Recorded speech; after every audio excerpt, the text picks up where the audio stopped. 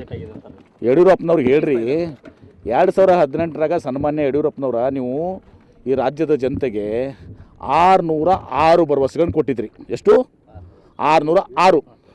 ಆ 606ನಲ್ಲಿ ಸನ್ಮಾನ್ಯ ಯಡಿಯೂರಪ್ಪನವರು 50 ಭರವಸೆಗಳನ್ನು ಮಾತ್ರ ಈಡೇರಿಸಿದರು. 550 ಭರವಸೆಗಳು ಈಡೇರಿಸಿದಾಗ 10% ಆಗಲಿಲ್ಲ.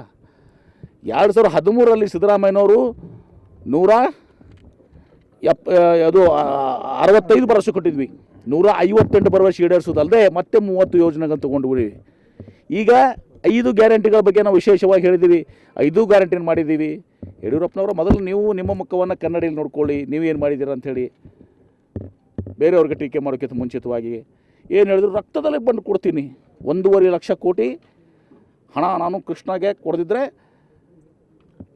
ಹುಬ್ಬಳ್ಳಿಯಲ್ಲಿ ಅದನ್ನು ಜನಜಾಗೃತಿ ಭಾಷಣ ಎಲ್ಲ ಕಡೆ ಕ್ಲಿಪ್ಪಿಂಗ್ ಬೇಕಾದ್ರೆ ನಾನು ಕೊಡ್ತೀನಿ.